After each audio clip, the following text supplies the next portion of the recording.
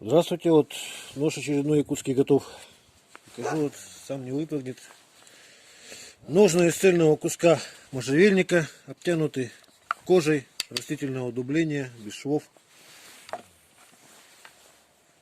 Ну, режет вот так вот.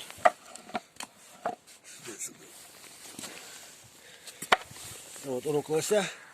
Острогаем для начала.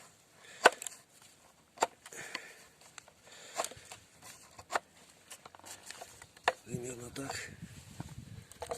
Теперь чего? Деревяшку порежем. Видно, да, как?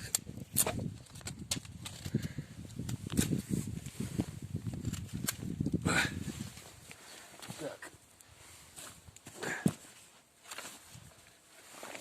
Вот такие вот получаются.